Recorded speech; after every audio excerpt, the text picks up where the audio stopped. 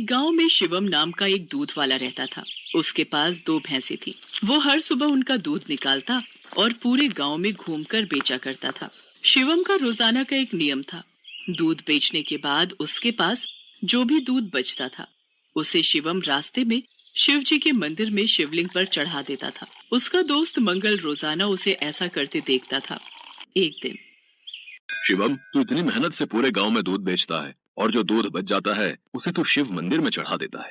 बाकी लोग तो शिवलिंग पर थोड़े से दूध में पानी मिलाकर चढ़ाते हैं। तू भी ऐसा किया कर और बाकी बचे दूध को इकट्ठा करके उसकी दही और घी बनाकर बाजार में बेच दिया कर। इससे तेरी दुगनी कमाई होगी। मंगल, मैं भोलेनाथ को अपना पिता मानता हूँ, इसलिए उनकी भक्ति और सेवा करता हूँ। भोलेनाथ की कृपा से मेरी इतनी कमाई हो जाती है जिससे मैं खुश रहता हूँ। शिवम मंगल की बात पर ध्यान नहीं देता। वो नियम से ही रोजाना दूध चढ़ाने का कार्य करता रहता था। एक दिन मंदिर के पंडित जी ने शिवम से कहा, शिवम, तू हर दिन महादेव का दूध से अभिषेक करता है। तेरी क्या मनोकामना है जिसके लिए तू ये सब कर रहा है? पंडित जी, मुझे भोलेनाथ से कुछ नहीं चाहिए। मैंने कई बार कुछ लोगों को दूध में पानी मिलाकर चढ़ाते देखा तो मुझे लगा भोलेनाथ पानी मिला दूध पीकर कमजोर न हो जाए, इसलिए मैं उनको दूध चढ़ा देता हूँ। अच्छा, फिर ठीक है। एक दिन गांव में तेज बारिश हो रही थी। बारिश के कारण शिवम दूध बेचने नहीं जा सका। उसका आज सारा दूध बच गया था।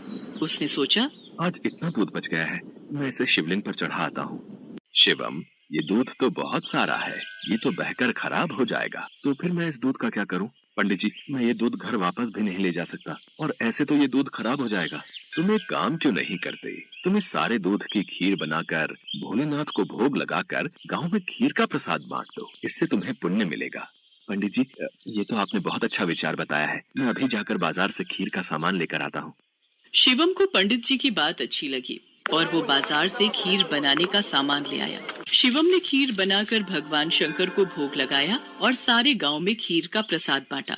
इधर कैलाश पर्वत पर भगवान भोलेनाथ के मुख पर खीर लगी देख माँ पार्वती उनसे बोली, ये तो जरूर भगवान कृष्ण की भेजी हुई कोई चमत्कारी गाय दिखाई पड़ती है, जैसे उनका कोई आशीर्वाद हो। देवी पार्वती, ये मेरा प्रिय भक्त शिवम है।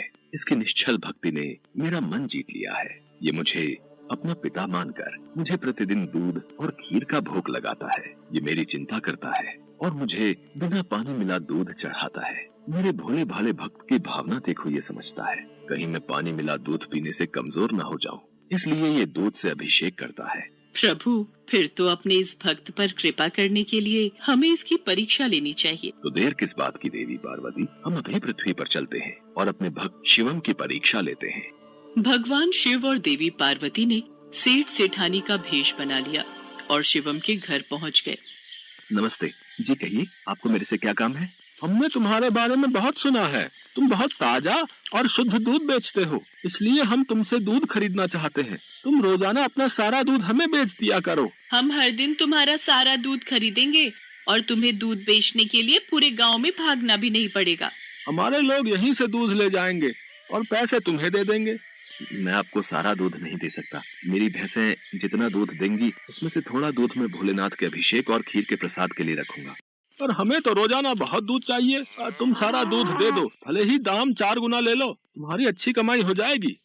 नहीं सेठ जी, मैं आपको सारा दूध नहीं दे सकता। आपको दूध लेना है तो मैं शिव मंदिर के हिस्से का दूध अलग करके ही आपको दे सकता हूँ, नहीं तो कोई बात नहीं। चलो भाग्यवान, हम कहीं और से दूध पता कर लेंगे। ये तो कोई बहुत बड़ा शिव भक्त जान पड़ता है। सेठ और सेठानी वहाँ से चले गए। कुछ दूर जाकर उन्होंने एक गरीब ब्राह्मण का भेष बना लिया।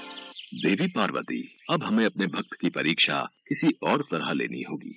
भगवान शंकर और माँ पार्वती मंदिर की सीढ़ियों पर बैठ गए। शिवम दूध बेचकर मंदिर जा रहा था। उसने एक गरीब ब्राह्मण ब्राह्मणी को रोते देखा। आप दोनों क्यों रो रहे हो? मुझे अपनी परेशानी बताओ, शायद मैं आप दोनों की सहायता कर सकूं। बेटा, हम दोनों कई दिनों से भूखे हैं, हमारे पास खाने को कुछ नहीं है। आप परेशान मत होइए, मेरे पास कुछ दूध बचा हुआ है और एक डिब्बे में ये खीर है। आप ये दूध पी लो और ये खीर खा लो, इससे आपका थोड़ा पेट भर जाएगा। भगवान शंकर तुम्हारा भला करें बेटा, आज तुमने हमें ये दूध और खीर खिलाकर तृप्त कर दिया। यदि मैं आपको भूखा छोड़कर भगवान भोलेनाथ को ये दूध और खीर का भोग लगाता तो वो भी इसे ग्रहण नहीं करते, क्योंकि जिस तरह से मैं उन्हें अपना पिता मानता हूँ तो वो भी तो आपके पिता हैं। तो मैं उनकी संतान को भूखा कैसे रख सकता था, इसलिए मैंने ये दूध और खीर आपको दिया। पर बेटा, ये प्रसाद और दूध तो तुम भगवान भोलेनाथ के लिए लाए थे, तुमने हमें दे दिया। तुमने हमारे लिए अपना नियम क्यों तोड़ दिया? शिवम की भोली भाली और पवित्र बातों को सुनकर भगवान शंकर और देवी पार्वती अपने असली रूप में आ जाते हैं। उन्हें देखकर शिवम उनके चरणों में गिर जाता है। शिवम, मैं तुम्हारी सच्ची भक्ति से बहुत प्रसन्न हूँ। मांगो, क्या मांगते हो? प्रभु, मुझे आपकी भक्ति के सिवा और कुछ नहीं चाहिए। मुझे आपकी भक्ति करके जो खुशी मिलती है, उससे बढ़कर मेरे लिए कुछ भी नहीं। शिवम, तुम मेरे सच्चे भक्त हो। आज के बाद तुम्हारे जीवन में कोई दुख नहीं रहेगा। मेरा आशीर्वाद सदैव तुम्हारे साथ रहेगा। शिवम को अपना आशीर्वाद देकर भगवान शंकर और माँ पार्वती अंतर ध्यान हो जाते हैं। उस दिन के बाद शिवम का जीवन सभी प्रकार के सुखों से भर जाता है।